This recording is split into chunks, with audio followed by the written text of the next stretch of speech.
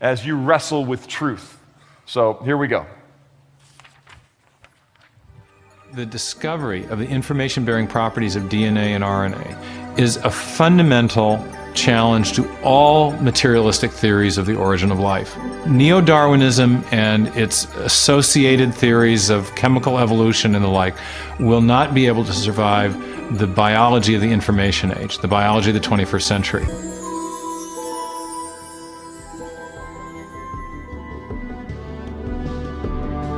According to a lot of the mainstream media, the theory of intelligent design is a faith-based idea.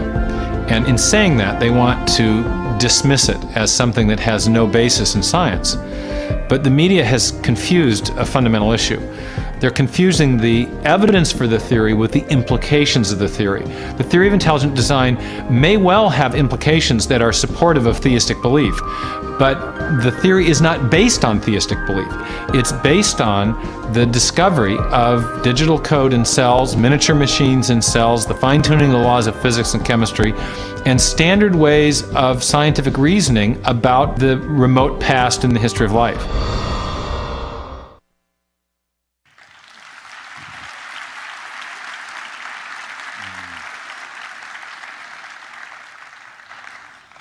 Hi, I'm Steve Meyer, the guy that was just talking. My job tonight to start is just to give a short introduction to the theory of intelligent design. We just, first of all, want to define what it is. And then we'll have two talks, one by Mike Behe, and then I'll be back again to talk about some of the evidence. So we'll have two talks making the case for intelligent design, but first I want to give a little bit of an introduction. 2004, the British atheist philosopher Anthony Flew made worldwide news when he announced that he no longer accepted atheism and had come to embrace the existence of God, and he explained that part of the reason for this was that he had come to accept the evidence for intelligent design, in particular the evidence for intelligent design based on the DNA molecule. Later that same year, there was a big news story about a biologist, an evolutionary biologist with 2 earned PhDs at the Smithsonian University who had been demoted, evicted from his offices, and otherwise harassed because he'd chosen to publish an article advocating the theory of intelligent design in one of the scientific journals published out of the Smithsonian Institution. That was published in a journal called The Proceedings of the Biological Society of Washington. Made a big controversy. The media picked it up. By summer of 2005, intelligent design was in the news all over the place.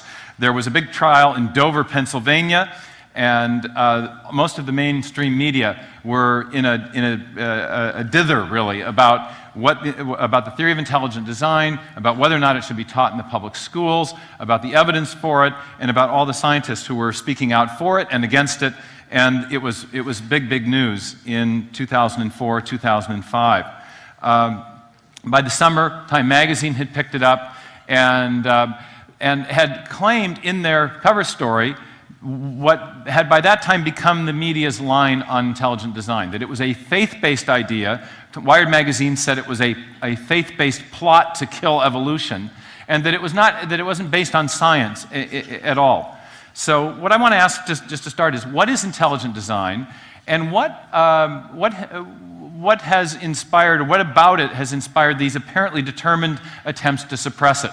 The scientist at the Smithsonian who got in big trouble for talking about this, and if you've seen the movie Expelled, you know that there are many, many scientists who have been expelled from positions, demoted, because of their support for the theory of intelligent design. So what is it? Why is it so threatening? Why has there been so much attention about it? And why is there so much attention about it again this year, as we're in this anniversary year of Darwin? This year is the 200th anniversary of Darwin's Origin of Species, or 200th anniversary of the birth of Darwin, 150th anniversary of the Origin of Species. And again, the discussion of intelligent design is front and center in the media and in many university settings.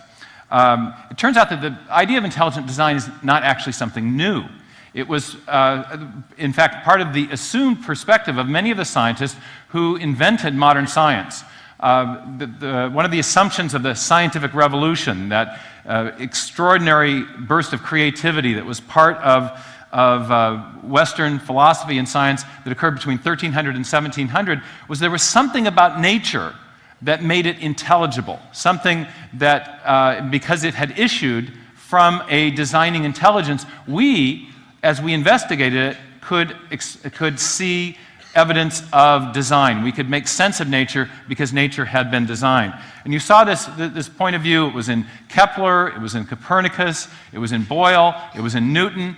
And in Newton, in fact, he developed arguments for design in the optics, his great book on light and the eye, and he also developed them in the Principia, his great book on the theory of gravitation. So this is not a new idea, but it's an idea that's being resuscitated, we will argue tonight, because of new developments in science, new discoveries that have again pointed in the direction of a designing intelligence behind life in the universe. Now, the idea, though, went out of phase for a while, went out of fashion, and perhaps the most important book that put the design hypothesis on the defensive was Charles Darwin's book on the origin of species. And Darwin had many great ideas in the origin of species. He championed the idea of change over time. He proposed a new mechanism, natural selection, that I think is a real mechanism that can accomplish real things. And he also had an idea about the history of life that he proposed, and we'll talk about that in a minute. But the central legacy of Darwin's theory, and the one that's being celebrated this year in the anniversary year of Darwin's great book, The Origin of Species, is his claim to have refuted the argument from design. In fact, Darwin, in one of his letters that was published after the publication of The Origin, said, there seems to be no more design in the variability of organic beings and in the action of natural selection than in the course in which the wind blows. So though many scientists for centuries thought that their job as scientists was to detect, perceive, characterize, discover the design and order in nature, Darwin argued that there was no design in nature, that there was the appearance of design perhaps, but no real actual design, and especially not in biology. Now, the modern neo-Darwinists, in particular people like Richard Dawkins, who has become a great spokesman for Darwinian evolution, have championed that position, and they've made very clear this central Darwinian commitment to the rejection of design. Dawkins says that biology is the study of complicated things that give the appearance of having been designed for a purpose. 10 points on the quiz for anybody who can identify the important word in Dawkins's quote. It's obviously appearance, not design, but the appearance of design.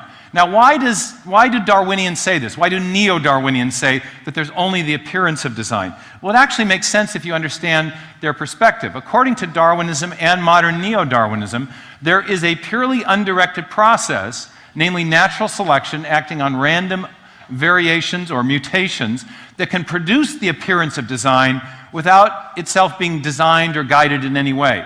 That process is natural selection, and according to the Darwinian point of view, natural selection is a purely unguided process that can mimic the powers of a designing intelligence, but which is itself completely unguided and undirected.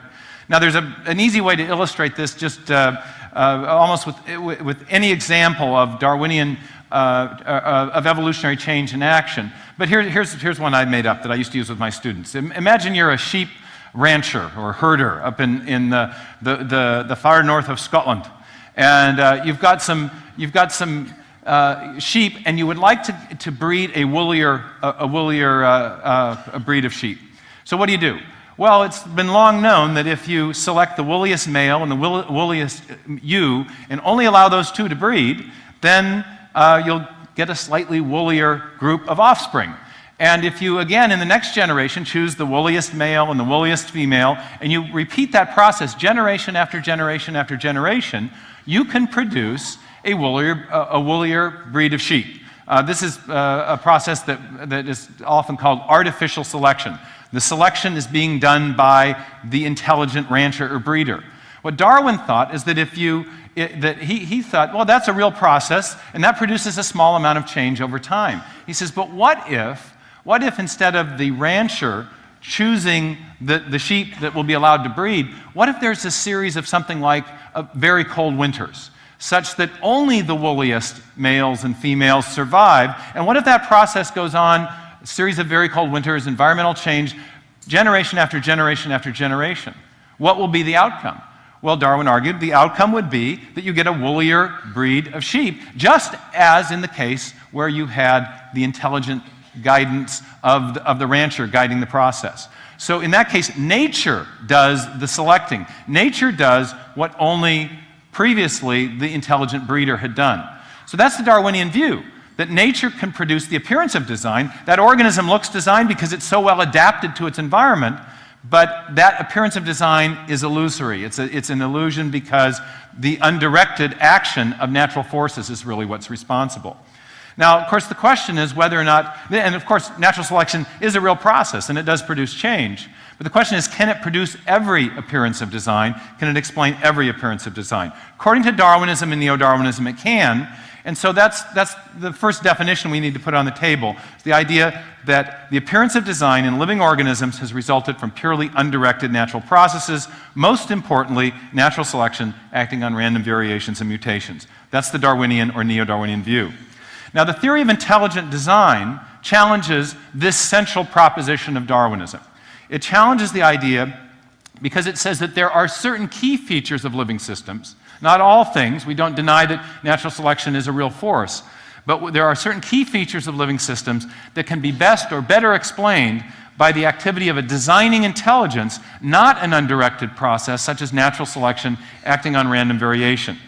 In other words, living systems look designed because they were designed. Hey, there's a concept. Okay, now let's clarify this a little bit.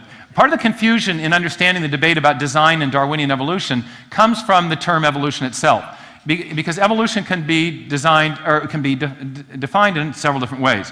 The first definition is the idea of change over time. Life, and that's something that you can think of in different ways. If you look in the fossil record, we know that life is different now than it was in the lower strata. That's a form of change over time. We also see small, microevolutionary changes in, for example, the finch beaks in the Galapagos finches. If you watch the weather patterns change there, you see small, measurable changes in the shape and size of finch beaks. And there are other documented phenomena of that time. That's not what intelligent design is challenging. We're not challenging this first definition of evolution, of change over time. Nor are we necessarily challenging the idea of universal common descent or the idea of common ancestry. One of the things that Darwin put forward was a picture of the history of life that suggested that there were connections between organisms, and that in his view, all organisms were connected on a great tree of life back to a primordial ancestor. Some of us who hold the theory of intelligent design are skeptical of this idea. Others accept it. But the point here is that that's not what intelligent design is about. It's not about challenging universal common descent. The third meaning of evolution, however, is where we think the important argument lies. And that is the claim that purely undirected processes are responsible. They are the cause of the change that Darwin describes or asserts has taken place in the history of life. And of course, he said that cause was natural selection acting on random mutations. There are other evolutionary mechanisms that have been proposed, but we want to say that there are certain features of life that can't be accounted for that way, and you can tell as you examine them closely. So if you have three definitions of evolution, evolution number one, change over time, evolution number two, universal common descent, evolution number three, natural selection as the chief cause of change over time, and the cause of the appearance of design, the theory of intelligent design is challenging that third meaning. So the real question, the fundamental question that we're addressing is the question of design and the question of whether that design is real or illusory. We want to say that there is design that is real and that you can tell when you examine the evidence. And we say that in part because there are some things that we've discovered in 150 years, in fact in the last 30 years, last 50 years, that Darwin simply didn't know about. His theory explained a lot of things that were known in the 19th century well, but we're going to argue tonight that there are some things that Darwin did not explain and couldn't have even known about to explain. And one of them is the exquisite nanotechnology that we're now finding inside cells. Mike Behe, who's going to be speaking next, has made famous some of that exquisite nanotechnology in his book Darwin's Black Box. Behind me is a still image of an animation of something called the bacterial flagellar motor, a rotary engine with 30-some parts with a rotor, a stator, O-rings, bushings, drive shaft, and a whip-like tail that functions like a propeller. This is just one of many nanomachines that are being found inside cells in the tiny recesses of the smallest units of life. And these tiny, tiny miniature machines are things upon which all of life depends. And we think that these things that are exquisite in their appearance of design are also better explained by actual design. And Mike will tell why when he gets up in a minute.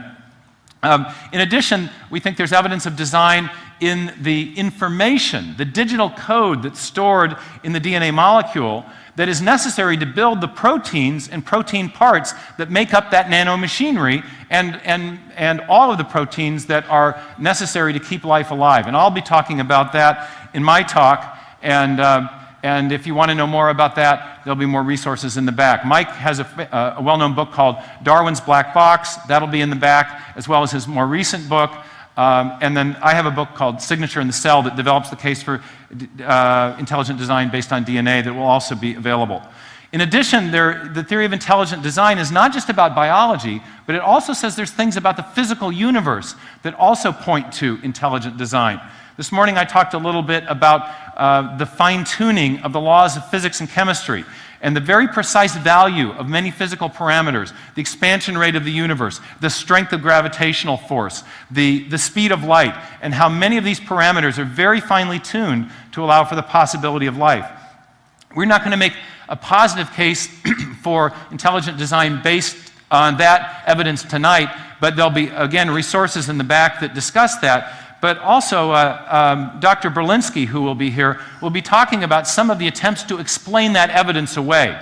One physicist, Sir Fred Hoyle, said before he died that a common sense interpretation of this fine-tuning data suggests that a super intellect has monkeyed with physics. This morning I made the quip, I like the way the monkeys always make it into the origin scenarios. And Hoyle's remark here is very suggestive because he's saying this evidence of the fine-tuning is it's so suggestive of intelligent design that it's a counter to common sense to reject it. And what Berlinski will talk about tonight as we talk to him a bit is some of the very elaborate and fanciful mathematical models that people have come up with to try to avoid the obvious conclusion of design in physics. And he'll talk about why some of those things actually do not work from the standpoint of physics.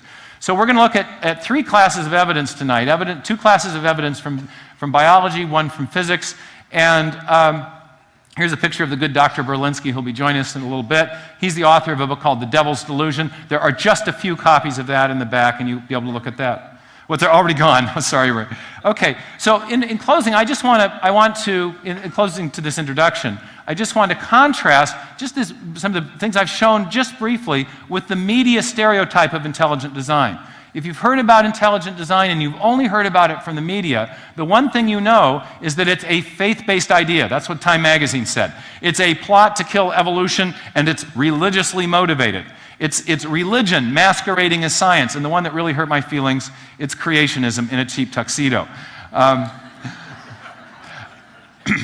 There's been a lot of these kinds of objections lodged against intelligent design, but what I want you to see is that whatever it is, it's not based on religious belief. It's based on evidence that's coming out of the cutting-edge discoveries of modern science, the nanotechnology in cells, the digital code in cells, and the fine-tuning of the laws of physics and chemistry. And as we'll see later tonight, the argument for intelligent design is also based on a standard form of scientific reasoning and testing that is consistent with the scientific method. It's based on inferences about our knowledge of the cause and effect structure of the world. So the basis of intelligent design is not religion, it's scientific evidence and a scientific method, but we do admit that the theory has theistic implications. It is supportive of theistic belief, but if you doubt that it's based on, my claim that it's based on science, ask yourself the question, what caused Anthony Flew, this famous atheist, to change his mind? For him, his embrace of the design hypothesis was not based on religious belief. He had none. He was one of the world's most famous atheists, and he changed his mind, he said, based on the evidence from the miniature world of the cell and the evidence of intelligence and information in DNA. And we'll talk about both those things more tonight.